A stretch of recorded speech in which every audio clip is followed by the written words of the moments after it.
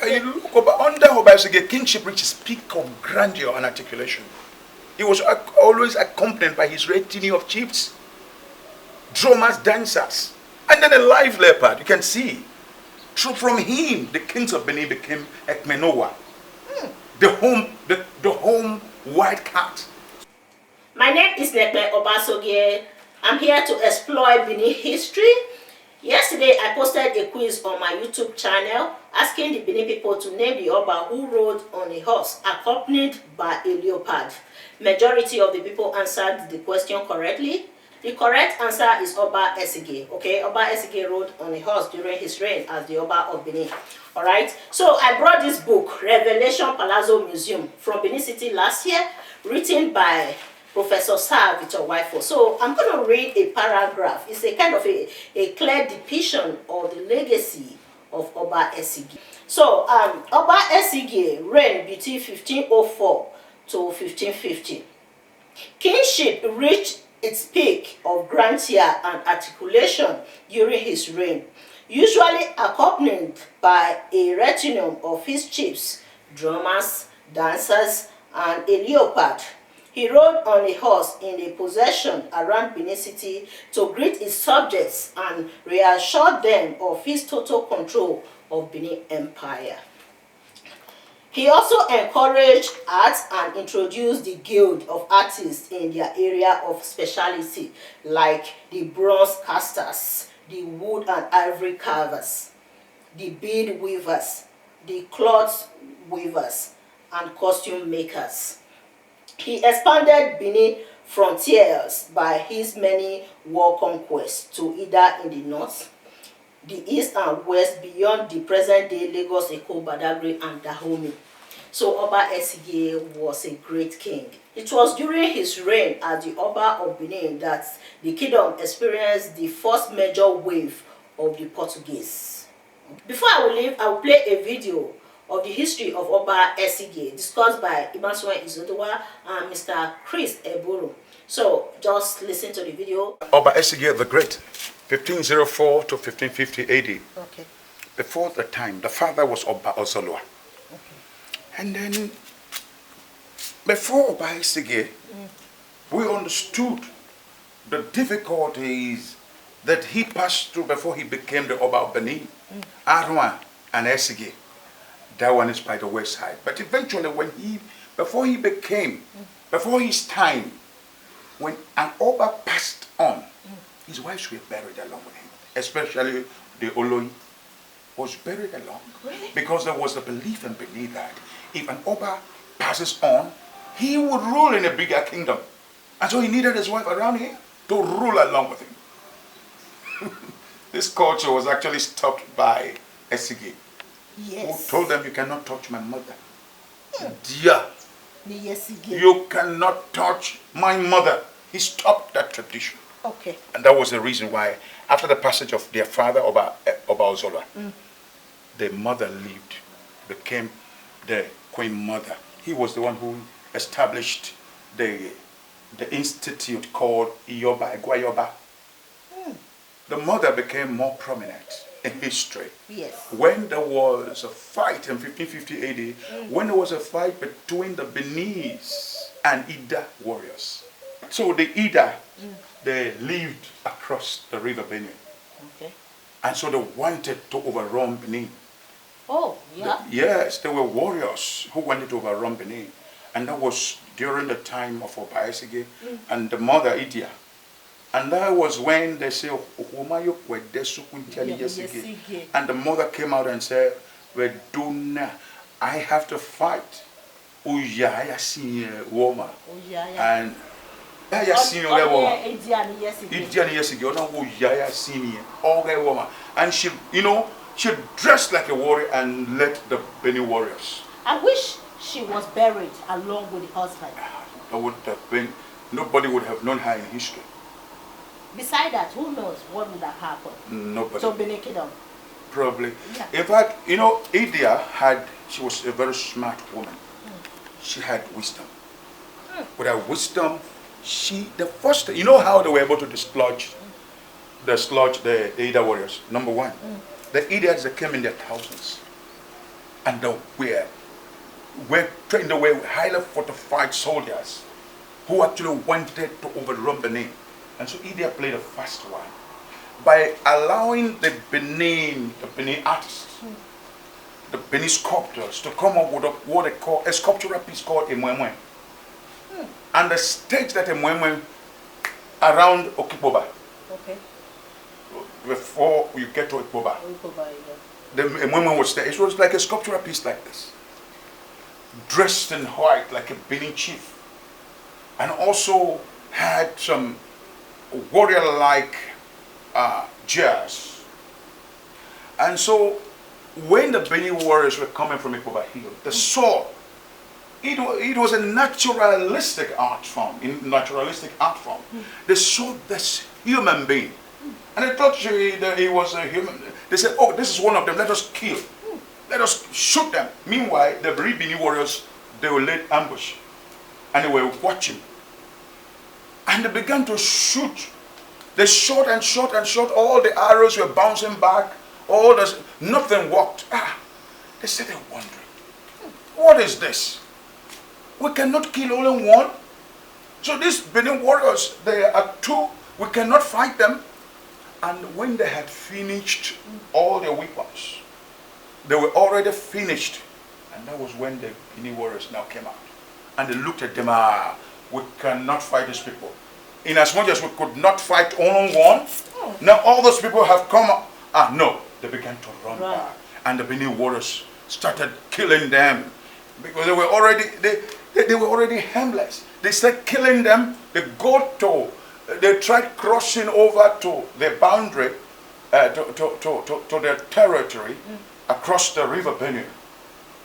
And in fact, the Benin warriors dislodged all of them, killed them. What a great kingdom. Oh yes. When they were returning from the slaughter of Ida warriors,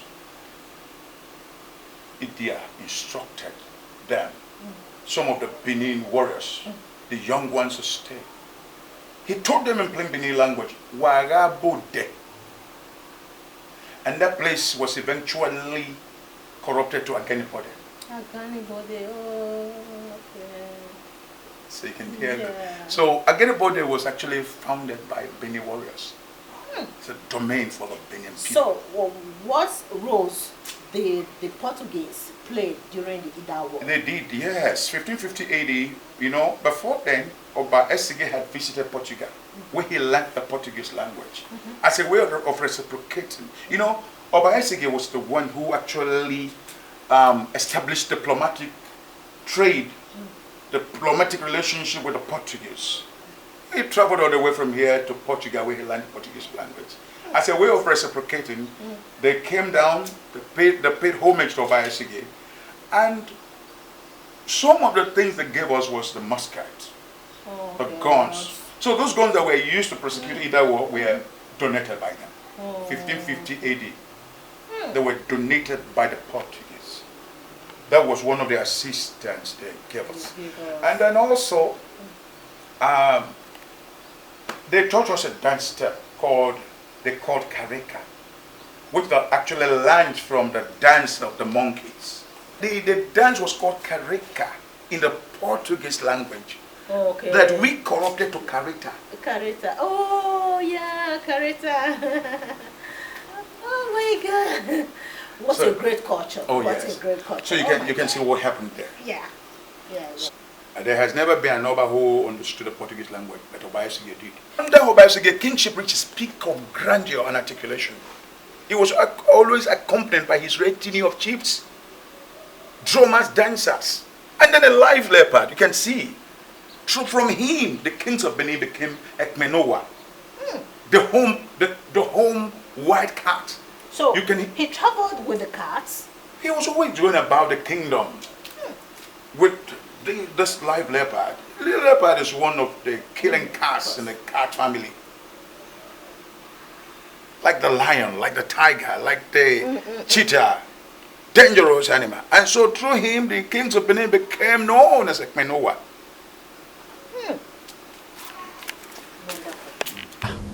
And history easily remembers that Oba Esigie was a Christian king even a Christian even before he became a king. So as soon as he became the Oba of Benin in 1504, he got baptized. All right, but before then, he was already a Christian. All right, because I'm aware that Christianity is well attributed to the reign of Oba Esigie. That's because it became more rooted in Benin. However, Christianity was already prevailing in Benin before Oba Esigie became the Oba of Benin. After Oba Osolo Aniba sojourned to the land of the ancestors, his son, Oba Esigie, took the mantle of leadership.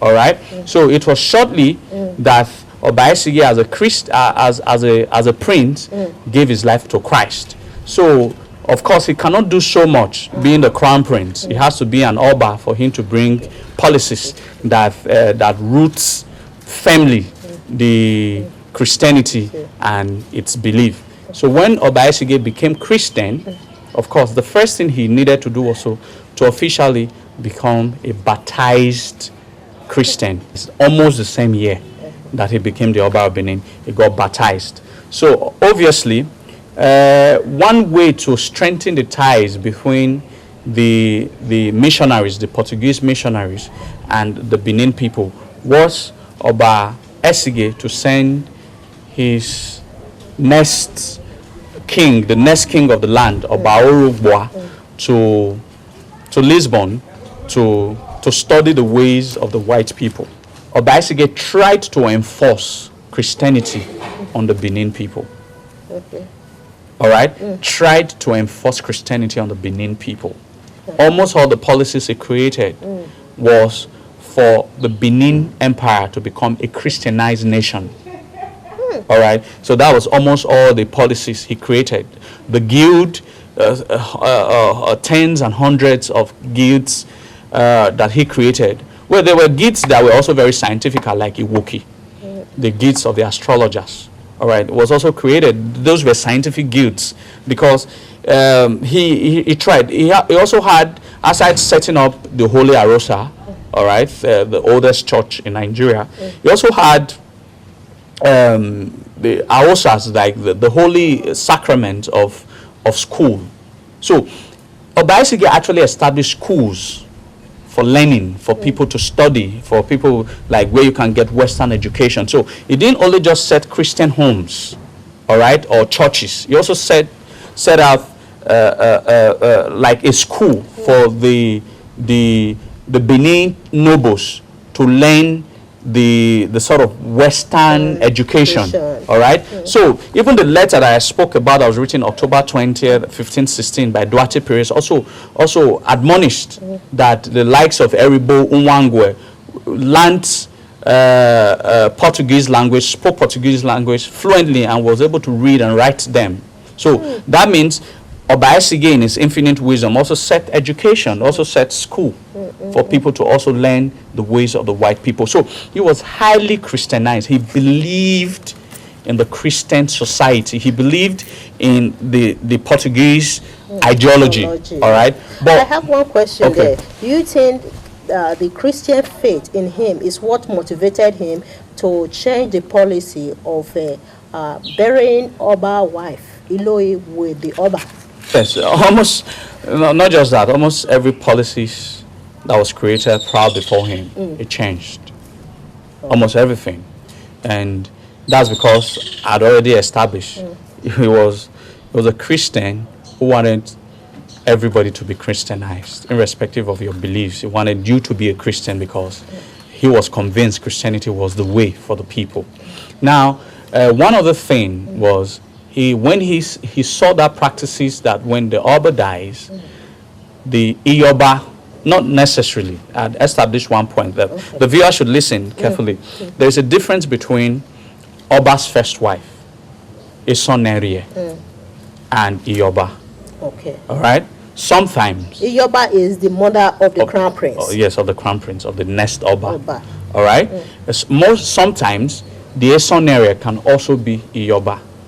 Yes, if it can be possible. Yes, Yeah. but sometimes as well, a son area it's now called a son area. In the old times, it was called a nahe. The first wife of the Oba, a nahe. Okay, it's now called a son area. So sometimes the son area is also different from the Yoba. The practices was restricted to the Yoba. Only Yoba. Yes, not necessarily the first wife, except if the first wife is also the Yoba. Okay. So now that was not actually the practices during the time of the Ogisos. Now you understand, like the Benin, when we say Benin civilized, is a civilized society, some things would have mitigated to another thing that led to the creation of such policies. All right. At one point in our history, the Benin nobles discovered that the Yoba was as powerful as the Oba. So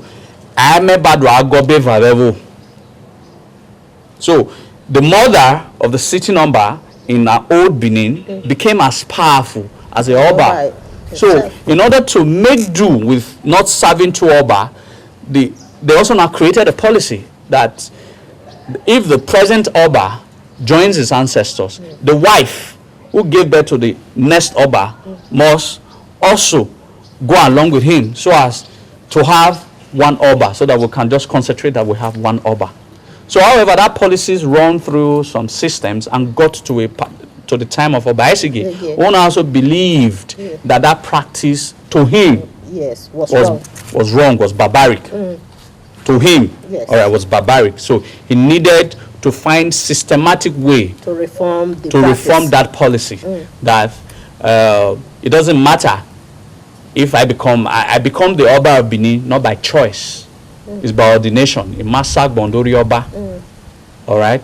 And so if it's predestined, so because what he had no control over will lead to the death of my mother. So some of the Uzamans, the Jones, who were also hereditary, you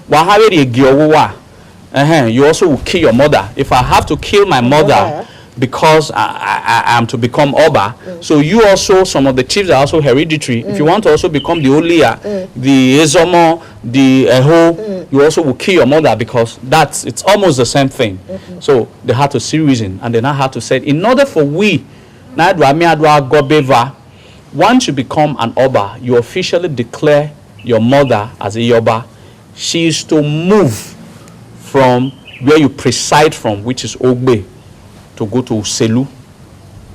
At that time, it was very far apart. All right, it was not all Benin City, and so it was quarter. It was very far. So Uselu she will now go and be presiding over Uselu, so as to more of like an outpost, meaning Juki or river, so that our power, our influences, our say does not encroach to affect people in the to affect your authority. So whenever she wants to do anything, not with our authority, but you will not grant her the authority to do whatever she wants to do over there. All right. So that was how Esigie solved that puzzle. That's because exactly he was a Christian. So some of these policies that were reformed was actually because Oba Esigie became a Christian. All right. So he also wanted his son to sort of take up that legacy. All right. Take up that mantle of continuing the line of Christianity. So these were some of the things that his father, in his infinite wisdom, wanted the Benins to learn from the Portuguese. Obviously, because there was an ambassadorial office of the Benins in Portugal. All right. So the Portuguese had an embassy in Benin, and the Benin also had an embassy in Lisbon. So it was a sort of a mutual beneficial concept of trading, and it's the relationship between the Benins and the Portuguese gone beyond just trading. All right, they brought Christianity that was highly accepted by the king. I wouldn't say by the entire Benin, because it eventually led to conflict, because some parts of the Benin chiefs disagreed of Oba Esigie bringing a foreign religion to the land. All right, but however, the Benins benefited so much from that relationship they had with Portuguese. Aside bringing Christianity, aside the trading. Thirdly, we benefited from the warfare, the Benin Ida War. That was the first time, it was 1515, all right, that Benin Ida War happened. Now, the Benins can remember the exact date of that Benin Ida War because a letter was written by one Duarte Perez, who was a Portuguese merchant working for the King John at that time, that he wrote a letter to the King John that Benin's is highly Christianized society because of the presence of the missionaries. However, they were currently fighting a war. So that war, that letter is quoted to be the oldest letter ever written in Nigeria. It was written October 20, 1516. All right. So it was that letter the Benins could remember because that letter stated that it was almost a year since that war has prevailed. So that means the war actually happened between 1515 and 1516. So in that war, the Benins were able to display in the first time in the history of what we now call Nigeria, using of guns. All right. The Benins were the first people to use gun to fight war. Through the help of the Portuguese. Because at that time there was a clause, the first clause that you must understand, that there was a law that the king of the Portuguese had put, or more of the Christian world in the Europeans that had at that time, that until you are a Christian nation, the Europeans should not give guns to anybody, any natives, any country that are not Christianized. So one would also say that maybe that was one of the reasons Oba Esigie decided to become a Christian, so that he can have those machineries, those weaponry to fight and further expand his already vast empire. So that was why, because the Benins were the first Christians in this part of the world, so we were also the first people that were given that right to possess guns as weapons. At the time where javelins, spades, arrows were being used as weapons of warfare.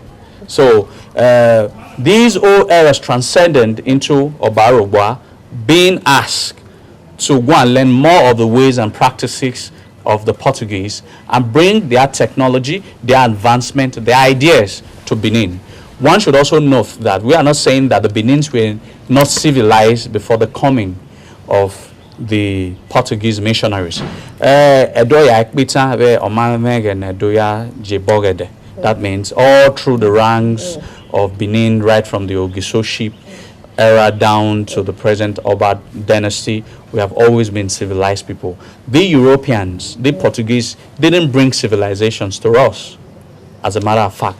But however, they played a remarkable role in enhancing the growth of the civilization they met already. So the relationship between the Portuguese and the Benin transcended beyond just trading, as I have outlined. It went into establishment of embassy because there were interest of the Benins in Portugal, and there was interest of Portugal in Benin. These are accumulated effort in here. So the story goes on that after Oba Esigie, the father of Oba, joined his ancestors, all right, and through a very devastating sort of history that one would not want to talk about, what led to the death of Oba Esigie. Oba was asked to come back. What led to the death of Oba Esigie? I would like to know more about it. These are some of the miseries of the palace that it's not meant for the consumption of the public. All right, so let's just skip that. Okay, yes, obviously. So Oba, after the death, the passing of Oba Esigie, Oba came back. He was asked to return back. Of course, he was the first surviving son for Oba Esigie to take the mantle of leadership.